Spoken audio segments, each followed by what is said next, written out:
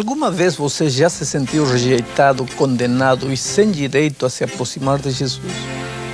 Alguma vez você já sentiu que, apesar de todos os bens materiais que conseguiu na vida, continua havendo uma sensação de vazio lá dentro de seu coração que não o deixa ser feliz?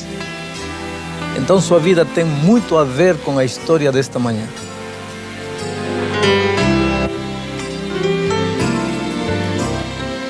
Está escrito.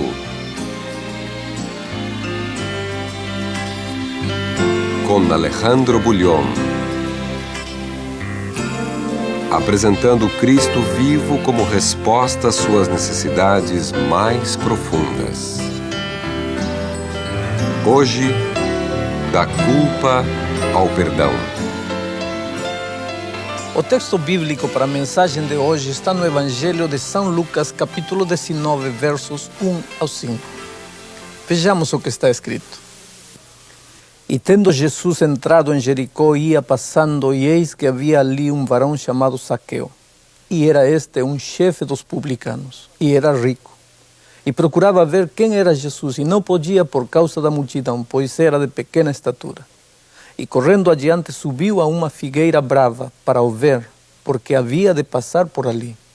E quando Jesus chegou àquele lugar, olhando para cima, viu-o e disse-lhe: Zaqueu, desce depressa, porque hoje me convém pousar na tua casa. Zaqueu é apresentado na Bíblia como o símbolo do homem pecador. A história diz que Zaqueu era rico. Homens ricos geralmente usam roupas finas e caras. É interessante notar que às vezes o pecador é simbolizado na Bíblia por um homem pobre, mal vestido ou quase nu, como no caso do filho pródigo que voltou para casa vestindo trapos de imundícia e cheirando a porcos. Como na história de Maria Madalena, que foi arrastada pelos cabelos seminua, ou como no caso do cego de nascença, que ficava na porta do templo pedindo esmolas. Já outras vezes, o pecador é simbolizado por um homem rico e bem vestido, como no caso de Naamã, o capitão do exército sírio, que por trás das suas vestes finas e com decorações gloriosas, escondia a miséria de uma lepra consumindo sua vida. Este também é o caso de Zaqueu, que aparentemente tinha tudo para ser feliz. Usava roupas finas, seus filhos talvez estudassem nas escolas particulares de primeira classe, morava numa das mansões da cidade de Jericó, mas não era feliz. Sentia-se rejeitado pela sociedade e atormentado pela própria consciência. Por que o pecador, às vezes, é simbolizado por um homem pobre e quase nu, e outras por alguém rico e bem vestido? O que Deus está querendo nos dizer? Sabe? O que Ele está dizendo é que perante seus olhos, todos os seres humanos somos pecadores, com apenas uma diferença. Uns são flagrados em seu erro e seu pecado descoberto e exposto para a vergonha pública. Dedos acusadores levantam-se muitas vezes para apontá-los e condená-los. Estão nus. Outros, perante os olhos divinos, são tão pecadores como os primeiros, mas a lepra do pecado está oculta embaixo de uma vestimenta brilhante. Podem passar pela vida sem que nunca ninguém descubra seu erro, vestindo sempre roupas finas, mas infelizes, desprezados, vazios por dentro, como Zaqueu. Ambos os grupos precisam de Jesus. Ambos precisam entender que aos olhos da igreja e da sociedade podem ser diferentes, mas são iguais aos olhos de Deus. Zaqueu procurava ver quem era Jesus. Estava certo. Vivia uma vida de pecado, usava para proveito próprio a posição que o governo tinha lhe confiado, mas estava certo em sua busca. Cristianismo não é moralismo. A primeira preocupação não deveria ser o que farei ou o que não farei, e sim, quem é Jesus? A quem amarei? A quem servirei? No caminho de Damasco, a primeira pergunta de São Paulo não foi: que queres que eu faça? Mas sim, quem é Senhor? Cristianismo nunca foi apenas o cumprimento dos quês da igreja, mas acima de tudo, fidelidade ao quem? Aquele que nos achou, nos amou, nos perdoou e nos transformou. Zaqueu estava certo. Procurava saber quem era Jesus. mas não podia, por causa da multidão. Qual era a grande dificuldade? Sua pequena estatura, seu peso, sua raça, sua posição social? O que fazia sentir-se indigno? Sua pouca ou muita instrução? Não. Isso nunca foi problema para chegar a Jesus. Era a multidão que não lhe permitia aproximar-se do único capaz de preencher-lhe o coração e transformar-lhe a vida. Você já percebeu que durante o ministério de Cristo na terra, as multidões sempre atrapalharam a obra da redenção? Lembra do paralítico que um dia precisava desesperadamente de Jesus para ser curado, mas não podia chegar perto dele por causa da multidão? Os amigos tiveram que fazer um buraco no teto para que pudesse chegar ao Salvador. Já leu a história da mulher com fluxo de sangue que teve que abrir caminho em meio à multidão para poder tocar o manto de Cristo? Consegue imaginar o cego que precisava de visão clamando em alta voz: Senhor, filho de Davi, tem misericórdia de mim? As multidões ordenaram-lhe guardar silêncio, mas ele continuou gritando. As multidões sempre se consideraram fiscais da salvação. Você não, porque é leproso. Você sim, passe adiante. Você espere, está imundo. Primeiro tome um banho, está cheirando mal para chegar perto de Jesus. Certo dia, a multidão queria impedir que as crianças se aproximassem do Mestre. Então a voz doce de Jesus disse: deixar vir os meninos a mim, e não os impeçais, porque dos tais é o reino de Deus. Multidões. Deus tenha misericórdia das multidões que andam com uma vara de medir a fé e dizer quem é digno e quem não é. Que Deus nos ajude a mostrar ao mundo quem é Jesus. Que Deus nos ensine a tomar a mão dos que se sentem derrotados, tristes, frustrados e rejeitados. Que nos mostre como segurar o braço dos que pensam que nunca conseguirão. Que nos ajude a amá-los, a compreendê-los, a levá-los a Jesus. Zaqueu sentia-se indigno e pecador. Porém, a multidão o fez sentir-se mais indigno e pecador ainda. Então o homem rico de Jericó pensou que o melhor seria ficar de fora e limitar-se a olhar a Jesus de longe.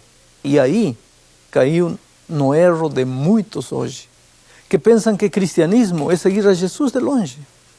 Cristianismo, meu amigo, é um relacionamento diário e permanente com Jesus. Não importa se a multidão dificulta a sua aproximação dele. Faça como o paralítico que entrou pelo teto, ou como a mulher com fluxo de sangue que abriu espaço entre a multidão, ou então clame como cego: Jesus, filho de Davi, tem misericórdia de mim. Mas não fique em cima da árvore. Não existem desculpas para ficar longe na passividade de um sicômoro ou na indiferença de quem vê Jesus passar. Cristianismo é compromisso com Jesus, é envolvimento com sua igreja, é participação de sua missão. Cristianismo nunca foi contemplar Jesus comodamente num sicômoro, enquanto estão aí ruminando mágoas e ressentimentos e se consumindo por lembranças tristes que a multidão imprimiu dolorosamente em sua vida. Não. Cristianismo é chegar perto de Jesus, apesar da multidão. Jesus atravessava a cidade seguido pela multidão e lá estava Zaqueu em cima de um sicômoro. Por que será que os homens sempre estamos plantando árvores para ficarmos em cima vendo Jesus passar? Zaqueu estava em cima de um sicômoro, mas podia ter sido uma árvore de preconceitos, temores ou dúvidas. Quem sabe uma árvore de mágoas, ressentimentos ou simplesmente de orgulho ou incredulidade, tanto faz. De repente Jesus parou e em meio de tanta gente olhou para Zaqueu e disse: Zaqueu, desce, porque hoje me convém pousar na tua casa. Tenho tentado muitas vezes imaginar aquela cena. Imagino Zaqueu olhando de um lado para outro, desconcertado, querendo que Jesus estivesse falando com ele, mas com medo de receber uma resposta negativa. É comigo, Senhor? Não está equivocado? Eu sou Zaqueu, um ladrão, um homem injusto. É comigo que vai jantar esta noite? Você já pensou, meu amigo, que naquele dia havia milhares de pessoas junto a Jesus, centenas de homens e mulheres que lutavam um contra o outro por um lugar especial perto de Jesus. Cada um sentindo-se com mais direito do que o outro. E de repente Jesus olha para quem nada espera, para quem se sentia indigno, insignificante, perdido entre os galhos de um sicômoro, e o chama pelo nome Zaqueu. Assim são as coisas com Jesus. Para ele não existem multidões, existem pessoas. Para ele você não é apenas um produto ou um número na estatística, você é gente. Ele se preocupa com você, com seus sentimentos, com seus sonhos, alegrias e tristezas. Ele chora com sua dor e se alegra com seus sorrisos. Você é tão importante para ele, que um dia ele deixou tudo e veio a este mundo para buscá-lo. Ele sabe seu nome, onde você mora, conhece suas ansiedades, sabe que você pode estar tentando ser um homem resistente ao apelo divino, dizendo para si, eu só quero vê-lo de longe. Mas na realidade você é um homem solitário e sincero que precisa dele como todo ser humano. É comigo, Senhor? Você pergunta. Sim. É com você, Henrique, Isaura, Francisco, Aparecida. É com você mesmo. Mas, Senhor, eu fumo, bebo, tenho uma vida irregular, eu sou indigno. Não importa. É com você. É por você que eu vim. Eu o amo. Não pelo que você faz ou deixa de fazer, mas pelo que você é. Um ser humano maravilhoso. Apenas isso. Nunca terei palavras para agradecer a Deus, porque um dia, entre bilhões de seres humanos, o Senhor Jesus se deteve no caminho da vida e olhou para mim. Não me achou em cima de uma árvore, não. Achou-me atrás de um púlpito, com uma régua na mão para medir o cristianismo da minha igreja, sem medo de apontar o pecado pelo nome, entre aspas, pregando sobre o amor de Deus, sem jamais tê-lo experimentado, vestindo a imagem de um jovem pastor muito preocupado em descobrir os pecados ocultos, entre aspas, para levar a igreja à reforma. E o Senhor Jesus, com a sua voz mansa, disse, filho, desce dessa árvore de apóstolo da reforma. Quero ficar com você. Quero que me conheça de verdade e compreenda que as coisas não são assim como você pensa. Quero que saiba que não é com o regulamento numa mão e a vara na outra que se reformam as vidas. A maneira como Jesus tratou a Zaqueu é a maneira como ele quer levar sua igreja ao reavivamento e à reforma completa.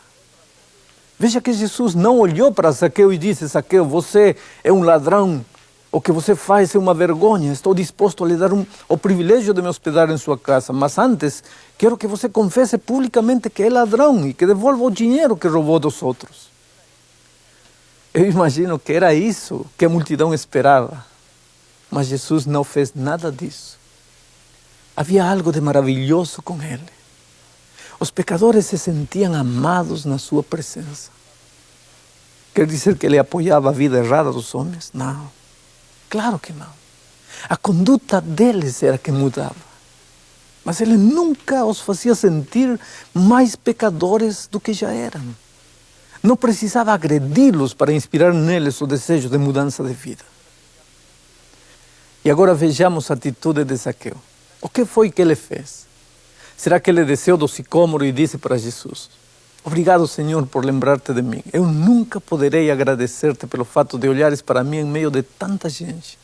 Agora fica um pouco aqui. Deixa-me ir arrumar a casa. As coisas não estão bem por lá. Deixa-me fazer uma faxina completa e preparar uma refeição gostosa. Então voltarei e iremos juntos. Foi isso que Zaqueu falou? Não. Por que não? Porque se pudéssemos deixar Jesus aguardando para primeiro limpar a casa, não precisaríamos dele. Aqui está envolvido o maravilhoso princípio da justificação, que é pela fé, e da santificação, que também é pela fé. É ele que limpa a vida. É ele que coloca as coisas em ordem. É ele que corrige que conserta, que purifica. Por favor, nunca cometamos a tolice de agradecer a Deus pelo perdão e depois, sozinhos, tentarmos pôr a vida em ordem. O que foi que Zaqueu fez? Acho que ele colocou sua mão na mão de Jesus. Era um homem solitário, rejeitado pela sociedade e que precisava que alguém lhe restaurasse o senso de humanidade. Aí estava uma mão estendida com amor e ele agarrou-se a ela, apesar de ser um publicano, um ladrão, um pecador. A multidão não ficou contente com a atitude de Jesus. Pensaram no coração. Ele parecia ser o Messias, mas em lugar de condenar os pecadores, recebe-os, junta-se a eles e não os repreende. Você já pensou que enquanto Jesus esteve na terra, nunca condenou os derrotados, os marginais, os ladrões ou as prostitutas? As poucas vezes que ele condenou alguém, foram aqueles que achavam que estava tudo bem com eles. Aqueles que se consideravam os guardiães da fé, a norma de vida de seus semelhantes. Graças a Deus, porque Jesus veio a este mundo buscar os perdidos, os derrotados, os cansados de lutar sem nunca conseguir. Se você é um deles, alegre-se e louve o nome do Senhor, porque foi por você que Ele veio. Ele o está procurando. Não importa onde você esteja, onde se escondeu ou para onde fugiu. Um dia a voz de Jesus o alcançará e o chamará pelo seu nome. E talvez isso esteja acontecendo neste momento, enquanto você assiste este programa. Você está tremendo em cima do sicômoro da vida? Sente-se rejeitado, triste, frustrado? Sente que nunca vai conseguir? Ouça a voz do Mestre dizendo: filho, eu amo você. Desça daí. Quero ficar com você. Quero entrar em sua vida e colocar cada coisa em seu lugar. Quero limpar o que tem que ser limpo, consertar o que tem que ser consertado. Olhe agora para Zaqueu. Nenhuma palavra. Apenas caminhavam juntos, de mãos dadas. E aquele laço de amor penetrou na vida daquele publicano. Enquanto caminhavam juntos, a vida de Jesus, seu poder, sua vitória, transmitiu-se para o pobre homem, gerando nele o desejo de mudar de vida. Depois, Zaqueu levantou-se e disse: Senhor, eis que eu dou aos pobres metade dos meus bens. E se em alguma coisa tenho defraudado alguém, o restituo quadruplicado. Este é o resultado inevitável de estar em Jesus e andar com Ele. É impossível andar com Jesus e conviver com o pecado ao mesmo tempo. Ambas as coisas não combinam. Que dia extraordinário aquele! No início, Zaqueu não passava de um homem solitário, frustrado e vazio, apesar de sua invejável posição social e financeira.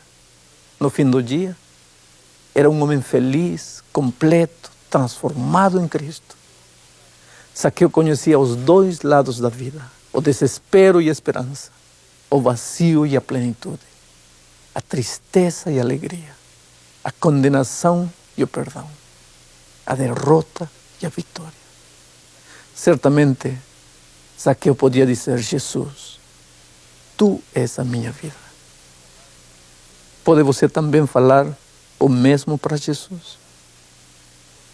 Faça-o enquanto o Sonete canta.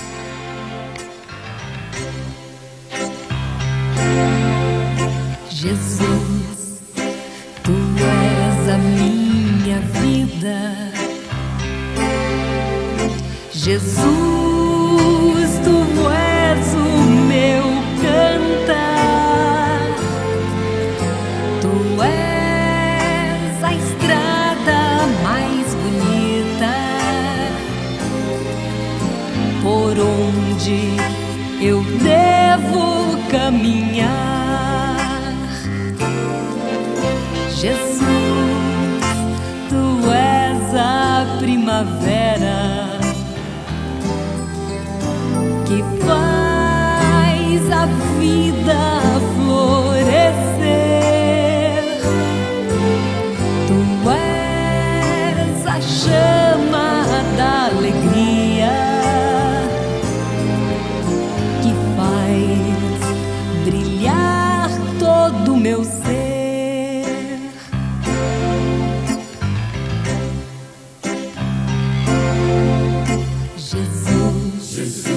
Tu és a melodia, a voz, o canto, a emoção.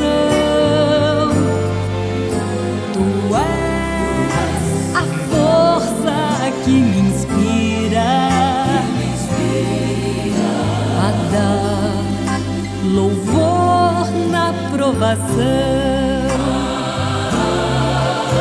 Jesus, tu és a esperança, que faz vibrar meu coração. Jesus, tu és a energia que move a vida do cristão. Jesus, tu és o meu caminho, verdade, vida e salvação. Jesus, tu és a minha glória, motivo de minha adoração. Jesus, tu és meu Pai querido, a quem dedico meu viver. Tu és pra sempre a minha vida. Jesus, és vida de meu ser.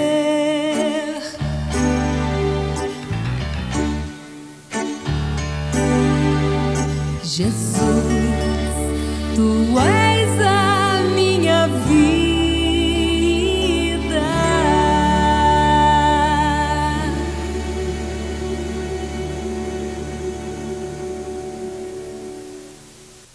Obrigado, Sonete. Gostou da música, amigo? Esse hino fala da beleza de entregar a vida a Jesus e aceitá-lo como o caminho, como a salvação, como o centro da experiência cristã. Eu vou orar para que Deus confirme a decisão que você acaba de tomar.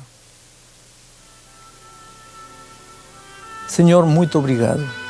Obrigado porque um dia nos achaste em cima das árvores que plantamos para permanecermos indiferentes a Ti.